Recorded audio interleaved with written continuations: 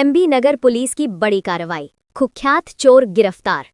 MB नगर police ने किया चोरों के गैंग का पर्दाफाश, 4 बड़े मामले सुलझे, 12.14 लाख रुपए की संपत्ति जब्त। शिकायतकर्ता वीरभद्राइया, पिता मलिनाथ स्वामी, पीडीसी केकेआरटीसी। घटना की तारीख 31/5/2025 से 3/6/2025 के बीच। शिकायतकर्ता अपने परिवार के साथ एक विवाह कार्यक्रम के लिए बसव कल्याणा गए हुए थे। जब वे 3 जून को घर लौटे तो पाया कि घर का ताला टूटा हुआ है और अलमारी से कैश और गहने गायब है। चोरी की गई संपत्ति: नगद 1,20,000 रुपए, सोना 20 ग्राम सोने की थाली और 15 ग्राम की 3 अंगूठियां।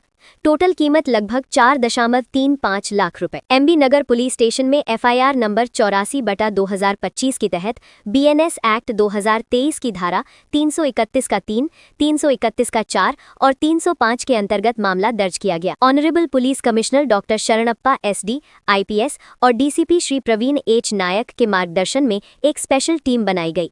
इस टीम ने टेक्निकल और साइंटिफिक एविडेंस के आधार पर 28/1/2026 को 2 आरोपियों को हिरासत में लिया।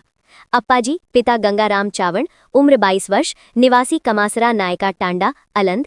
संतोष, पिता गोविंदा चावण, उम्र 30 वर्ष, निवासी शकपुरा टांडा, अलंद। पूछताछ के बाद आरोपियों ने एमबी नगर पुलिस स्टेशन के 4 अलग अलग केसेस 55/2025, 84/2025, 97/2025 और 115/2025 में चोरी करने की बात कबूल की।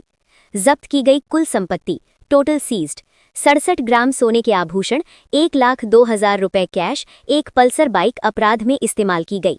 कुल कीमत 12,14,000 रुपए। आरोपियों को फिलहाल न्यायिक हिरासत यानी जुडिशियल कस्टडी में भेज दिया गया है।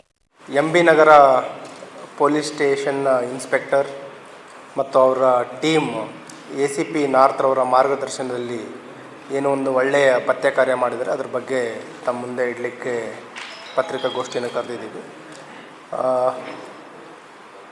ಇವರ ಒಂದು ಕಾರ್ಯಾಚರಣೆಯಲ್ಲಿ 2 ಜನ ರೂಢಿಗತ ಏನು ಮನೆಗಳ್ಳತನ ಅಪರಾಧಿಗಳಿದ್ದಾರೆ ಅವರನ್ನು ಬಂಧಿಸುವಲ್ಲಿ ಯಶಸ್ವಿಯಾಗಿದ್ದಾರೆ.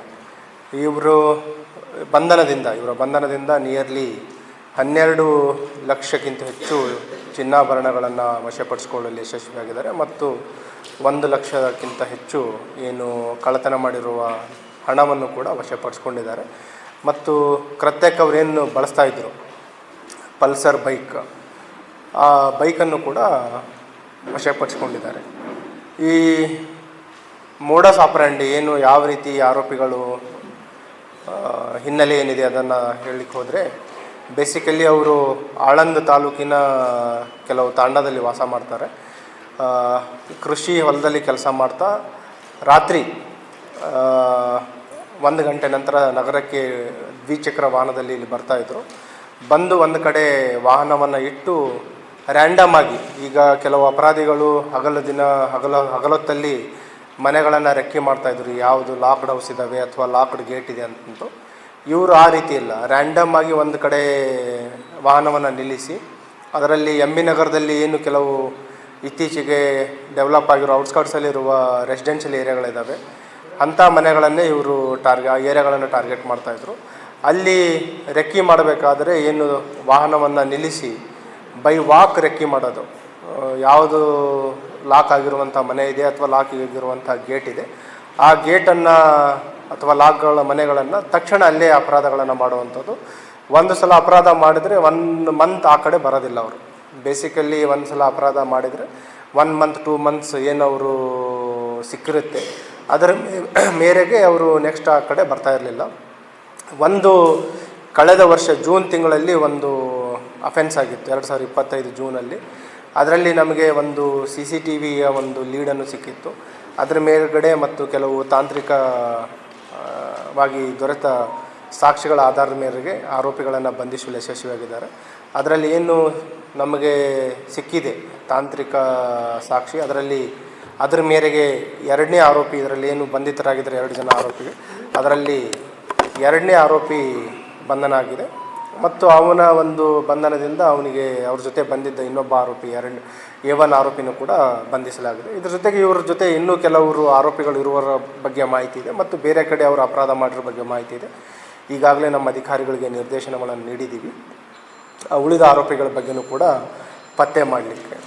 ಆಮೇಲೆ ಈ ಆರೋಪಿಗಳದ್ದು ಹಿನ್ನೆಲೆಯನ್ನು ನಾವು ಚೆಕ್ ಮಾಡಿದಾಗ ಏನು ಒಬ್ಬ ಮೊದಲನೇ ಆರೋಪಿ ಇದ್ದಾನೆ, ಇವನ ಮೇಲೆ ಈಗ 4 ಪ್ರಕರಣಗಳಲ್ಲಿ ಈಗ ಭಾಗಿಯಾಗಿದ್ದಾನೆ ಮತ್ತು ಅದರ ಜೊತೆಗೆ ಹಳೆಯ 2 ಪ್ರಕರಣಗಳು ಕೂಡ ಅವನ ಮೇಲೆ ಇದ್ದಾವೆ. ಸೊ ಅದಲ್ಲದೆ ಎರಡನೇ ಆರೋಪಿ ಏನಿದ್ದಾನೆ ಅವನ ಮೇಲೆ ಹಳೆಯ 7 ಪ್ರಕರಣಗಳು ಅವನ ಮೇಲೆ ದಾಖಲಾಗಿದೆ ಮತ್ತು ಈಗ 4 ಪ್ರಕರಣಗಳಲ್ಲಿ ಭಾಗಿಯಾಗಿದ್ದಾನೆ. ಒಟ್ಟು 11 ಪ್ರಕರಣಗಳಲ್ಲಿ ಅವನು ಭಾಗಿಯಾಗಿದ್ದಾರೆ.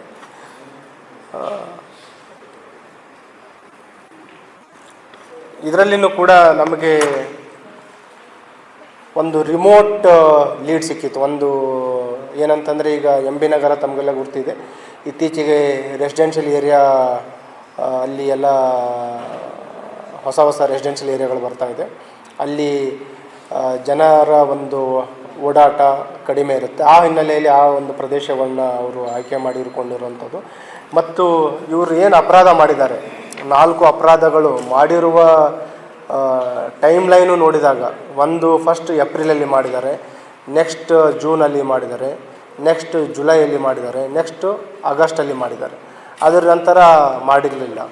ಆಮೇಲೆ ಏನು ಅಫೆನ್ಸಲ್ಲಿ ಅಪರಾಧ ಮಾಡಿದಾಗ ಏನು ಅವರಿಗೆ ಕಳ್ಳತನದಲ್ಲಿ ಆ ಚಿನ್ನಾಭರಣನ ದೋಚಿದ್ದಾರೆ, ಅದರಲ್ಲಿ ಅವರೊಂದು 50% ಸೇಲ್ ಮಾಡಿದ್ದಾರೆ. ಅಲ್ಲಿ ರೈಲ್ವೆ ಸ್ಟೇಷನ್, ಬಸ್ ಸ್ಟ್ಯಾಂಡಲ್ಲಿ ರ್ಯಾಂಡಮ್ ಪರ್ಸನ್ಸ್ಗಳಿಗೆ ಕಡಿಮೆ ಬೆಲೆಗೆ ಮಾರಾಟ ಮಾಡಿದರು.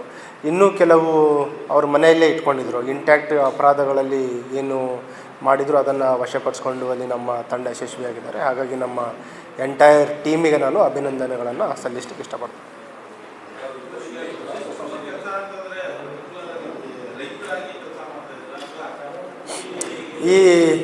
ಈಗೇನು ಕಬ್ಬಿನ ಗದ್ದೆಯಲ್ಲಿ ಕಬ್ಬು ಕಟಾವು ಮಾಡಲಿಕ್ಕೆ ಹೋಗ್ತಾಯಿದ್ರು ಡೇ ಟೈಮಲ್ಲಿ. ರಾತ್ರಿ ಟೈಮಲ್ಲಿ ನಗರಕ್ಕೆ ಬಂದು ಈ 2 ವೀಲರಲ್ಲಿ ಫಸ್ಟ್ ರೆಕ್ಕಿ ಮಾಡ್ತಾರೆ. ಆಮೇಲೆ ಒಂದು ಕಡೆ ವೆಹಿಕಲನ್ನು ನಿಲ್ಲಿಸಿ ಅಪರಾಧ ಮಾಡ್ತಾರೆ. ಸ್ವಲ್ಪ ವೆಹಿಕಲ್ ದೂರ ನಿಲ್ಲಿಸಿರ್ತಾರೆ. ಒಂದೊಂದು ಮನೆಗಳಲ್ಲಿ ಕಾಂಪೌಂಡ್ ಟು ಕಾಂಪೌಂಡ್ ಜಂಪ್ ಮಾಡುವಂಥದ್ದು ಅಂಥದ್ದೆಲ್ಲ ಮಾಡಿದ್ದಾರೆ. ಮತ್ತು ಔಟ್ಸೈಡ್ ಮನೆ ಲಾಕ್ ಆಗಿದ್ದು ಮಾತ್ರ ಅವರು ಟಾರ್ಗೆಟ್ ಮಾಡ್ತಾ ಇರುವಂಥದ್ದು. ಒಂದೇ ಏರಿಯಾದವರು.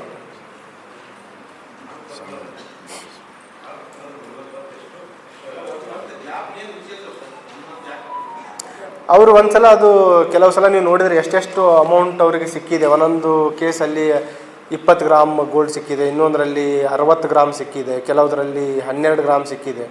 ಒಂದೊಂದು ಸಲ ಅಪರಾಧ ಮಾಡಿದಾಗ ಅವ್ರು ಏನು ಜೀವನಾಂಶ ನಡೀತಾ ಇದೆ ಆವಾಗ ಅವರು ಈ ಕಡೆ ಬಂದಿಲ್ಲ.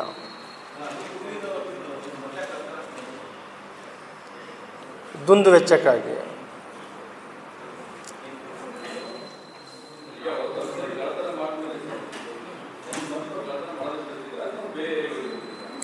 ಮಾಡಿಲ್ಲ, ಅಪರಾಧ ಮಾಡಿಲ್ಲ.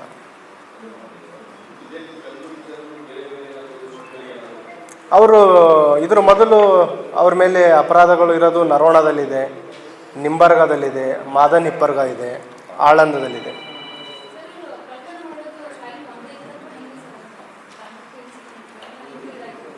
ಏನು ಹೇಳಿ? ಬೇಸಿಕಲಿ ಸೇಮ್ ಮೋಡಸ್ ಆಪರೆಂಡಿ ಇರುತ್ತೆ.